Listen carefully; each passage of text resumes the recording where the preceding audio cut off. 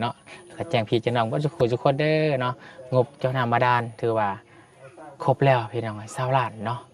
มีแต่ขึ้นมารอบหน้าพี่น้องเนาะเพราะว่าเพิ่งรู้ว่าก็สิกลับบ้านแล้วพี่น้องเนาะรถทางลุงจันทร์ก็มีปัญหาพี่น้องเนาะโอ้ยฝนกระตกเปิดแอร์ก็บ่ได้เนาะเปิดกระจกลงเปิดแวนลงฝนกระสาดเข้ามาทั้งหอนทั้งสุดยอดเลยพี่น้องเนาะโอ้ยภูมิใจอยู่ลุงจันทร์กันพี่น้องเลยเห็นมันระบบไฟนี่หอนคางหนังคือกันคางของคนขับคือกันพี่น้องเลยน้ำมันจะไหลลงมาเลยแหละพี่น้องยกจังไม่รู้กันไหมเนาะขอขอบใจทั้งพ่อบุญทงเด้อที่สมทบเฮ็ดเฮือนให้ลูกขอให้สุขภาพแข็งแรงขอให้อยู่ดีมีแรงขอให้เจริญรุ่งเรืองปรารถนาสิ่งใดขอให้ได้สิ่งนั้นเด้อพ่อเด้อบุญกุศลที่พ่อเฮ็ดนี้ขอให้พ่อได้คืน100 เท่าพันเท่าเด้อและที่สำคัญขอให้สุขภาพของพ่ออยู่ดีมีแรงบ่ความเจ็บบ่ให้ได้ความไข้บ่ให้มีเด้อพ่อเด้อสาธุเนาะแต่ขอบใจว่าบุญนำเด้อขอให้สุขภาพแข็งแรงขอให้อยู่ดีมีแรงไปไสมาไสก็ขอให้ตลอดปลอดภัยเด้อสาธุขอบใจโอ้ยเก่งหลายพี่น้องเนาะก็คือการบอกกันจ้าต้องมีการพัฒนาเนาะขึ้นลายพี่น้องเนาะแต่อยากได้ยินเสียงแม่ขอบใจของพ่อบนทงปานนี้เนาะเล็กๆน้อยๆก็ได้แม่เนาะขอบใจทั้งพ่อบนทงปานเด้อสิหน้าก็บ่ฮู้บอกจะได้สักนึงก็ได้ขอบใจพ่อบนทงเนาะขอบใจพ่อบรรทงที่ซอยทางครอบครัวเนาะซอยทุกครอบครัว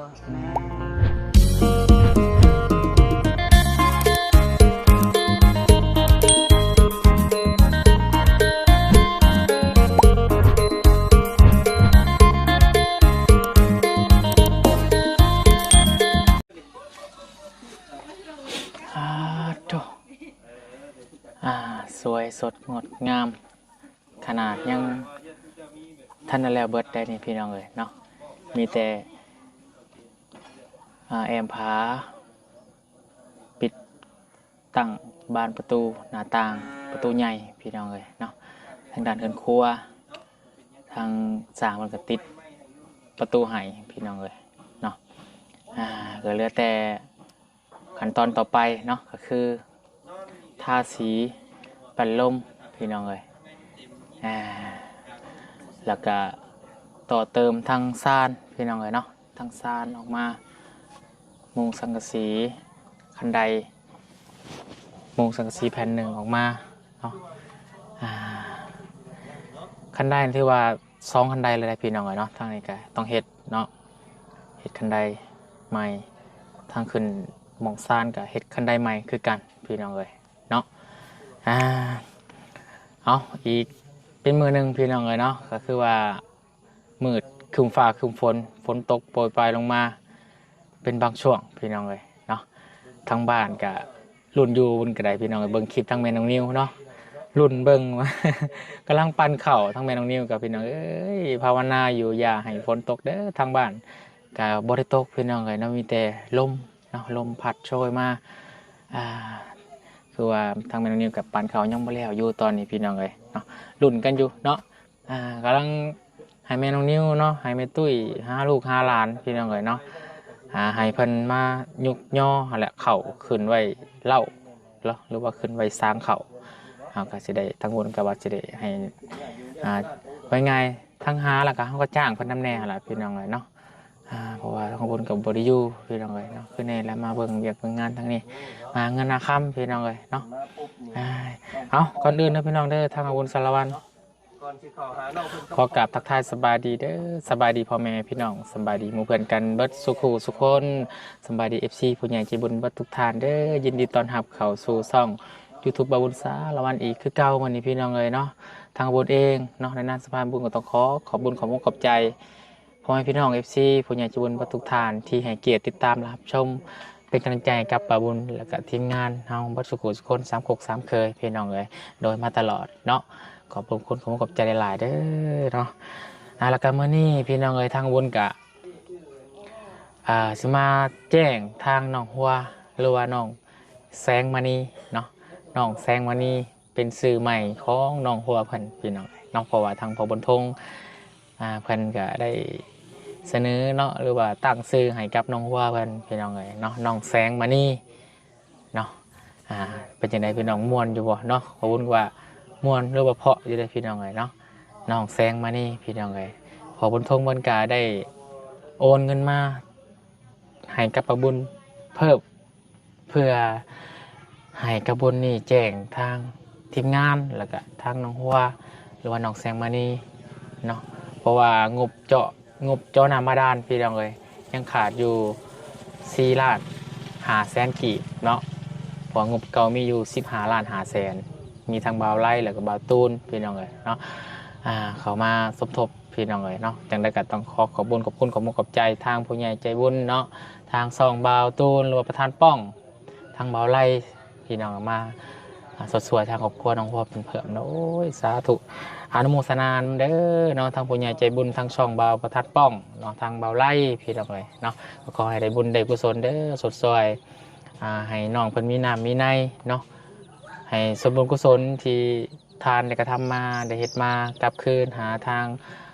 ครอบครัวของทานบ่สุขสุขคนให้อยู่ดีมีแห้งเนาะให้เจริญในหน้าที่การงานให้ร่ำให้รวยเด้อเนาะสาธุเนาะแล้วก็ขอบคุณขอบใจทางพอบนทงอีกเนาะพอเพิ่นก็สดสวยน้องหัวเข้ามาเติมอีกแล้วเนาะโอนเงินมาให้กับป้าบุญพี่น้องเนาะ9 ล้านพี่น้องเนาะ9 ล้านงบเก่าของพ่อเพิ่นนี่ยังอยู่2,116,000เนาะเพราะว่าเลือกบุญฮักให้ออกการสร้างแล้วพี่น้องหาละเนาะก็เหลืออยู่2,116,000 กีบพี่น้องเลยกับพอดีพอเพิ่นว่าประมาณนี้9 ล้านนี่ให้สมทบค่าน้ำเติมเนาะให้มันครบจำนวน20 ล้านพี่น้องเลยเนาะแล้วก็เพิ่นว่าให้กับน้องบุตรว่าซั่นพี่น้องเนาะให้น้องบุตร1 ล้านกีบพี่น้องเลยเนาะโอ้ยโศกเขามาน้องบุตรพอแล้วพี่น้องเลยเนาะดีใจน้องเพิ่นได้หลายพี่น้องเลยน้องเพิ่นก็คือว่าอะไรพี่น้องเลยน้องเพิ่นก็ขอโทษนะพี่น้องเพิ่นก็บ่ได้ทำบ่ได้เฮียนเนาะก็บ่ได้ไปทางใดบ่ได้ออกสังคมเนาะน้องเพิ่นก็วาจานิสัยดีอยู่พี่น้องเลยแต่ว่าก็เราก็ต้องบอกต้องสอนเพิ่นนำเวลาถ่ายคลิปเนาะออกคลิปแต่ละช่องพี่น้องให้น้องเพิ่นเพราะว่ามีคอมเมนต์เพิ่นบอกว่าให้น้องบุตรเนาะให้นั่งงามๆพี่น้องเอ้ยเนาะบ่ให้นั่งสั้นขาหรือบ่ให้นั่งมันบ่งามพี่น้องเอ้ยเนาะเดี๋ยวทางบุญก็สิบอกน้องเพิ่นเอาพี่น้องเอ้ยเนาะเพราะว่าน้องเพิ่นก็บ่จักพี่น้องน้องบ่ฮู้เนาะเดี๋ยวสิแจ้งข่าวดีเพิ่นนำกันพี่น้องเอ้ยเนาะแล้วก็สิแจ้งน้องหัวเลยพี่น้องเอ้ยเนาะแล้วก็แจ้งพี่เจ้าน้องบ่ทุกคนเด้อเนาะงบเจ้าน้ำบาดาลถือว่าครบแล้วพี่น้องเอ้ย20 ล้านเนาะมีแต่ขึ้นมารอบหน้าพี่น้องเอ้ยเนาะเพราะว่าเมื่อลุงก็สิกลับบ้านแล้วพี่น้องเอ้ยเนาะรถทางลุงจันทร์ก็มีปัญหาพี่น้องเอ้ยเนาะโอ้ยฝนก็ตกเปิดแอร์ก็บ่ได้เนาะเปิดกระจกลงเปิดแวนลงฝนก็สาดเข้ามาทั้งฮ้อนทั้งสุดยอดเลยพี่น้องเอ้ยเนาะโอ้ยภูมิใจอยู่ลุงจันทร์กับพี่น้องเอ้ยเนาะมันน้ำมันเข้าห้องคนขับห้องโดยสารนะพี่น้องทั้งสองข้างเลยเนาะเวลาเฮาขึ้นรถนี่เวลาออกรถนี่น้ำมันสิหยดใส่รองเท้าเฮาหรือว่าใส่ตีนเฮาแหละพี่น้องเอ้ยเปียกไปเลยเนาะแล้วก็เฮ็ดให้มันล้วนเนาะไฟนี่ระบบไฟนี่ล้วนเลยพี่น้องเอ้ยเนาะเฮาปิดเครื่องหมดเครื่องเนาะดับเครื่องยนต์แต่ว่าตาหลังตาเบรกเปิดไว้ตลอดเลยข้างเดียวเนาะเปิดข้างเดียวแล้วก็แอร์เวลาเฮาเปิดนี่ตำอิดเย็นอยู่ประมาณ5 นาทีอะไรพี่น้องเอ้ยแล้วก็หลังจากนั้นมันก็อายฮ้อนแบบฮ้อนคือ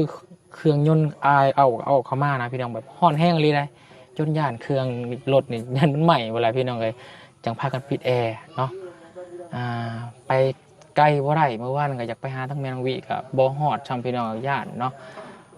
ฝนกระตกหนักบาดนี่ก็เลยพากันกลับพูดแลพี่น้องเลยเนาะเพราะว่ามันก็ใกล้เติบจากบ้านน้องวีเนาะจากอยู่บ้านน้องหัวนี่ก็สิบางเทื่อก็สิค่ากลับเด้อแม่เด้อเนาะฝากทั้งแม่ทวรัตน์แล้วก็ผู้ใหญ่ใจบุญ FC ทั้งแม่น้องวิเนาะบุญกะยังบ่ลงบ่ลืมก็สิไปเพิ่นเก่าไปหน่อยเนาะค่ากลับแล้วก็สิไปเยี่ยมไปยามเพิ่นซื้อเครื่องซื้อของให้เพิ่นแล้วก็สิพากันกลับพี่น้องเอ้ยเนาะ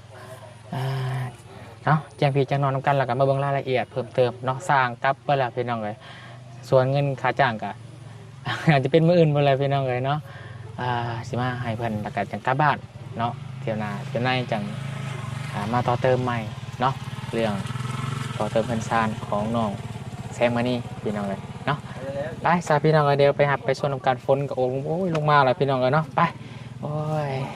ตายบาทนี่พี่น้องเลยเนาะฝนกับตกโปรยปลายลงมาพี่น้องเลยเนาะถ้าฝนมาตกนี่ก็ยังดีอยู่เลยพี่น้องเลยเฮาสามารถเปิดกระจกเราเปิดแวนลงให้ลมพัดเข่าฮะนะพี่น้องเลยบาทนี้เขาเปิดลงฝนกระสาดเข่าบาทนี้โอ้ยบัดเลยพี่น้องเลยจักสีบาจังใดเนาะรถกับซื้อมาบ่หอด2 อาทิตย์สำใดพี่น้องเลยเนาะอาทิตย์กว่า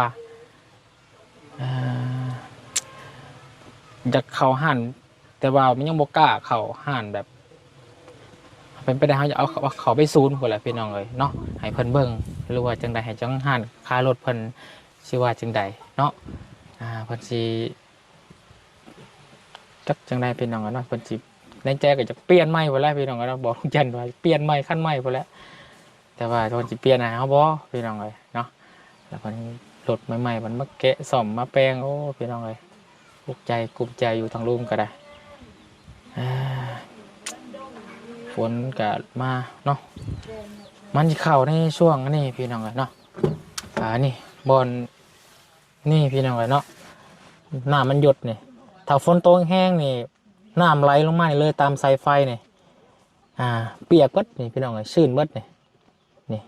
เปียกเบิดอยู่ลมนี่แล้วให้มันระบบไฟนี่ห้อนคางหนังคือกันคางของคนขับคือกันพี่น้องเลยน้ำมันจะไหลลงมาเลยแหละพี่น้องหยดลงมาจะช่วยจังใดเนาะ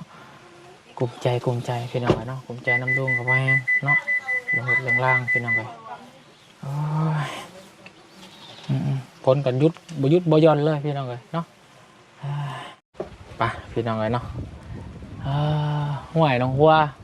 บุปิดหน้าต่างพ้นสาดผมเปียกปนใดหากมันตกบ่แห้งมันเป็นยังดอกเนาะเรียบร้อยพี่น้องเลยเงียบเฉียบเลยผมมีเสียงจักกบไปกบตอกบาดดิสร้างเพิ่นกะบ่ได้มาชะบ่น้องมื้อนี้สบายดีน้องไปเห็นห้องน้ำฝากบอกคนเด้อมื้อนี้บุญยังบ่มีเงินให้ซับบ่มีเงินให้ซับ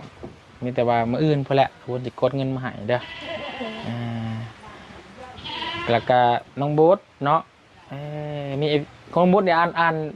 หนังสือเป็นบ่เป็นอยู่เป็นอ่านคอมเมนต์เวลาถ่ายคลิปเนี่ยอ่านคอมเมนต์ได้บ่ภาษาไทยก็ได้บ่น้องบูธเรียนจบป.อะไรก็ป.5น้องหัวได้จ้ะป.3รู้ไหมน้องหัวน้องมานี่น้องแซงมานี่น้องแซงมานี่พี่น้องเลยเนาะมัน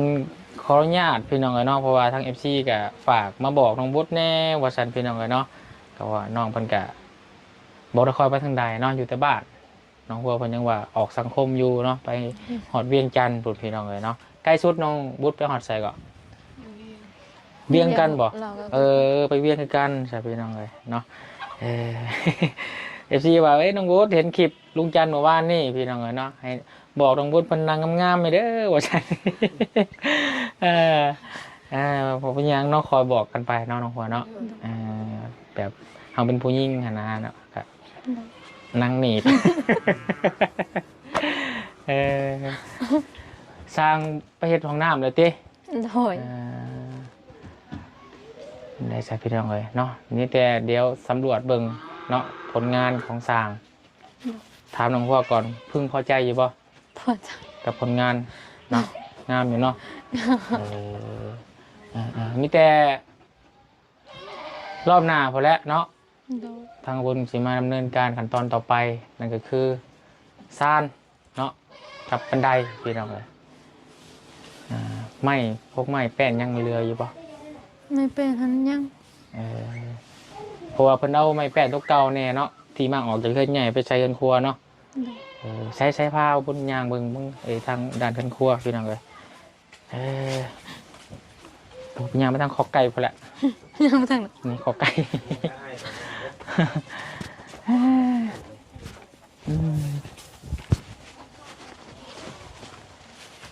ไก่ปล่อยแล้วเอ้าไก่ปล่อยแล้วปล่อยแล้วเป็นลึงหรือเปล่าเป็นหมดไปไกลดินี่ดิ น่ากินอยู่แทนเนาะ ตัดปีกมันออก ปล่อยเลยเพิ่นระวังเพิ่นขึ้นเฮือนเด้อเพิ่นขี่จะเฮือนงามเด้อน้องมณีแสงหรือว่าแสงมณีบุญลืมไปเลยพี่น้องเอ้ย มันนี่แสง มังมณีแสงพี่น้องเอ้ยเนาะจากพอบนทงเพิ่นได้ตั้ง มันนี่ ซื้อ แส ให้ งจากแสงมันนี่ น้องมณีแสงแสงมณีม่วนวะ ม่วน ม่วนอยู่เนาะสื่อเนาะเหมาะกับคนอยู่พี่น้องเอ้ยน้องมณีแสงเนาะทางพ่อเพิ่นก็ตั้งซื้อให้เดี๋ยวจึงบอกทางพ่อก่อนพี่น้องเพื่อนก่อน มีเนี่ยจะมาแจ้งได้มันได้ ข่าวสิข่าวดีหรือข่าวหายคิดว่า เขาดี ข่าวดีได้ยินไปเปิดเนาะ เดี๋ยวเบิ่งก่อนรีวิวเบิ่งขึ้นครัวก่อนพี่น้องเลยเรียบร้อยเนาะทางด้านนี่เด้โอ้สาเพิ่นกับกบให้คักแน่เนาะน้องหัวเนาะ เรียบร้อยพี่น้องเลยเพิ่นเรียกแต่แกว่านอยู่บ่เราบอกเสาร์นี่ บัวเมื่อเช้านี้ เรียกของเสาร์นี่เนาะ ประมาณ12 โมงมาแล้ว ประมาณ12 โมงเนาะนี่บรรดาพวกขี้เลื่อยนี่น้องเก็บไปใส่ต้นไม้เด้อใส่พวกไอ้น้องเครื่องปลูกเครื่องหยังของน้องอะไรก็ได้มันจะงามพี่น้องเลยมันมาหกทำแน่คอยเก็บไปพี่น้องเลยไม้ตัวเก่ายังเรือลายเนาะข้างเบิ้งเนาะบางเทื่อได้ปูซานอย่างเด้เนาะปูซานก็จะเคยจะพ่ออยู่จักพี่น้องเลยมีแต่หาซื้อเป็นพวกไม้หาคุณ15หรือว่ามา48เพิ่มพี่น้องเลยเดี๋ยวจะให้สร้างเป็นนั้นส่วนทางแป่นลมเนาะบริเปลี่ยนเพราะว่าไม้เก่ามันดีอยู่แล้วพี่น้องเลยนี่แต่วุ้นสีมาทาให้สร้างเป็นถ้าให้พี่น้องเลยเนาะทางพันธุ์สิว่าจังใดเนาะขาแห้งพี่น้องเลยเพราะว่าจะไปเปลี่ยนในร่วมวัตถุดิบอย่างนี่ทั้งเพื่อนไอ้ทั้งซานทั้งบันไดยังหนำตกอยู่5 ล้านพี่น้องเลยน้ำมันจากอันนี้ก็เกินเนาะไปแห้งโพดพี่น้องเลยเนาะใช้ขึ้นทั้งเพื่อนซานทั้งบาทนี่ถึงประตูใหม่ก็จะเบิ้ง ต้องใช้ระบบ3 สั้นกูได้ ฮะถือว่าอันตรายอยู่เนาะพูดตรงนี้การ์ดกุญแจ ตาย บกล็อก2 สั้นนะ โอ้สร้างมาเห็นให้คักกะลิใช่เนาะ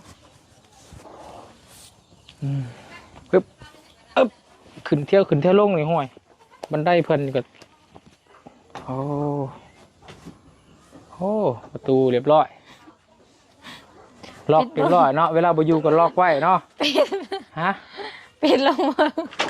ปิดเบิ่ง โอ้ ใช่ ไม่ใช่ ใช่เปิดได้ไหม เปิดอะไร เอาได้ โอ้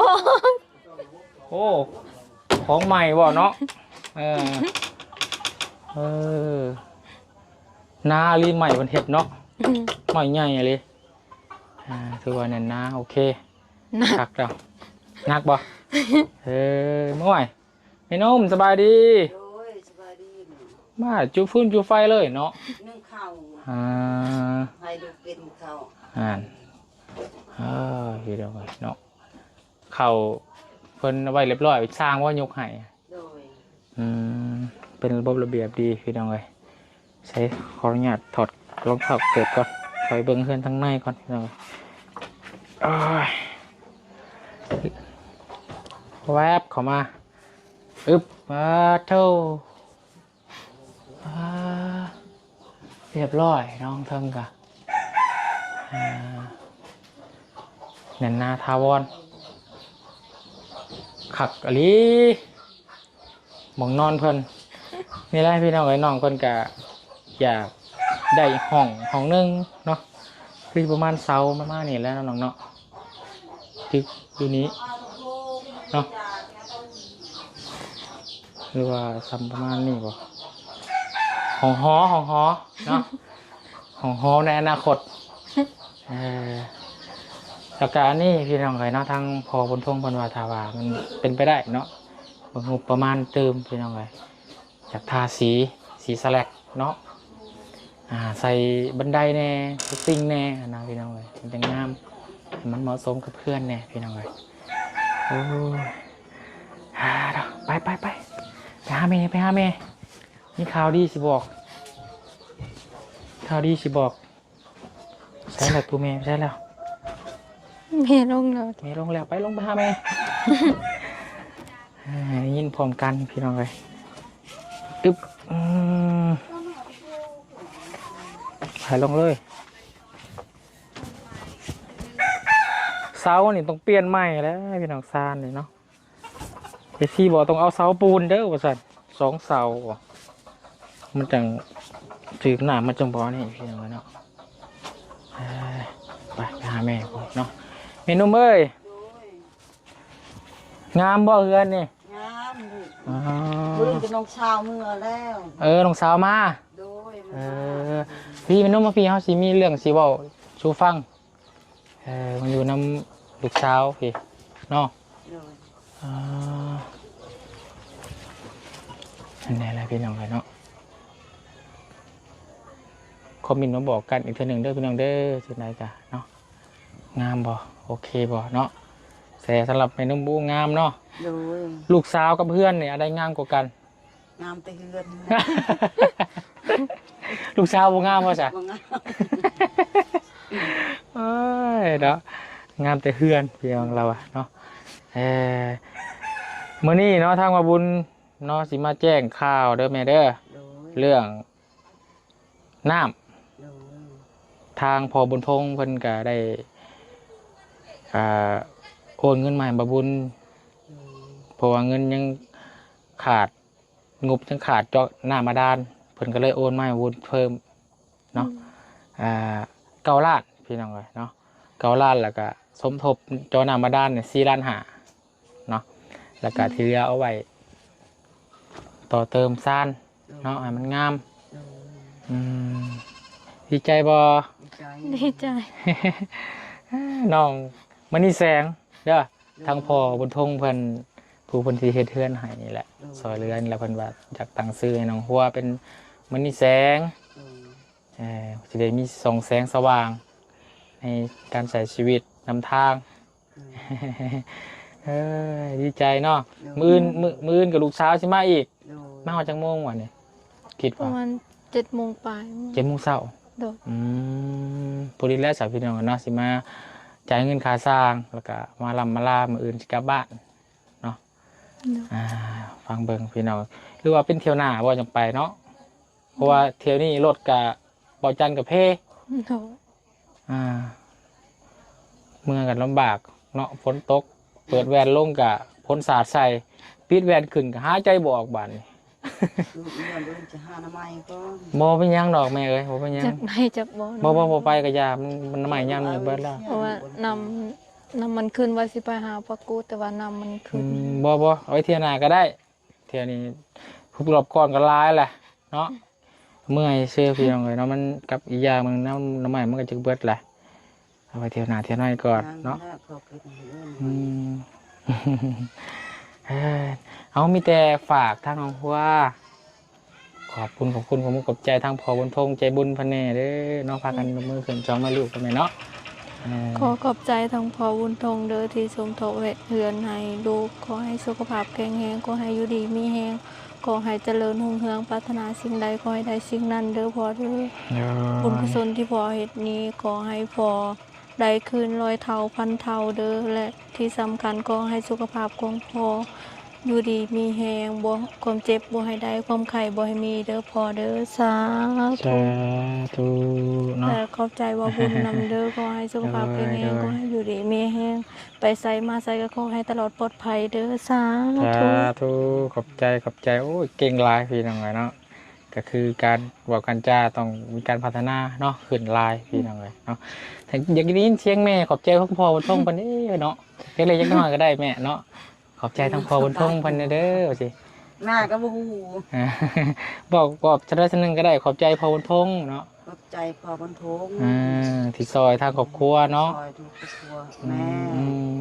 ให้เพิ่นอยู่ดีไม่แห้ง ดีได้แห้ง เจ็บอย่าใคร โดย ปลอดภัยให้ โดยโดยโดยขอบใจแม่หลายเนาะขอบใจแม่คือกันเนาะตลอดระยะที่ผ่านมาทั้งทีมงานเขามาส่งลูกเขามากะตอนหับเนาะเขาน้ำซามป้านี่บ่เคยขาดพี่น้องเอ้ยเนาะคือมาหอดเมื่อกี้กับจูฟื้นจูไฟชิ้นหนึ่งกลางกินละเอามาฝากท้องน้ำทุกมื้ออะไรพี่น้องเอ้ยเนาะเพราะว่าทั้งเฮากับเรียนเวียกเรียนงานกับบางเทื่อก็ลืมเขาวลืมน้ำพี่น้องเอ้ยเนาะก็อากาศมาอยู่เพื่อนของพวกเพิ่นก็ยกย่อเข่าตลอด มีปูกินปลามีเกลือกินเกลือเป็นย่อไห้เบิดพี่น้องเอ้ยเนาะพอจะมีพระเข้าเนาะขอบใจแม่หลายเด้อไปชาวพี่น้องเลยเนาะให้แม่เพิ่นไปหนึ่งเขาก็เห็นทำไมมุกอีกโอเคเนาะน้องหัวเนาะน้องมานี่แซงเด้อเดี๋ยวพบกันคลิปหน้าเนาะคลิปนี้สบายดี สบายดี สบายดีสบายดีพี่น้อง ขอบใจ FC ทุกๆคนเด้อที่มักเบิ่งคลิปน้องและซัพพอร์ตน้องทุกๆอย่างขอให้สุขภาพแข็งแรงและผู้ใหญ่ใจดีทุกๆซองเด้อขอให้สุขภาพแข็งแรงไปใส่มาใส่ก็ขอให้ตลอดปลอดภัยหมดเด้อสาธุ สาธุสาธุสาธุเนาะโอเคกินข้าวแล้วบ่มันยังอยู่โอเคเนาะเดี๋ยวจังคลิปหน้าพอน้องบุตรเนาะน้องบุตรก็มีข่าวดีแล้วเลยอย่าปากเลย โอเคพี่น้องเอ๋ยเนาะไปสาสารกิจนี่ทางบุตรเองก็จะได้ขอลำลาเนาะจบคลิปลงเพียงสำนีก่อนพี่น้องเอ๋ยพอๆกันในคลิปหน้าเด้อคลิปนี้สบายดีแหละสวัสดีกันเบิดสุขสุขคนอยู่ดีมีแหงเด้อโศกมาลำรวยเฮงเฮงปังกันเบิดสุขสุขคนเนาะที่คอยติดตามแล้วก็ให้กำลังใจเนาะทางบาบุญสารวัตรหรือว่าสามกกสามเคยทีมงานมาเบิดสุขคนพี่น้องเอ๋ยเนาะอยู่ดีมีแหงโศกมาลำรวยเด้ออย่าเจ็บอย่าไข้อย่าจนมีแต่ลำมีแต่รวยไปโอเคบ๊ายบายสบายดีเด้อพี่ดอกเด้อสบายดี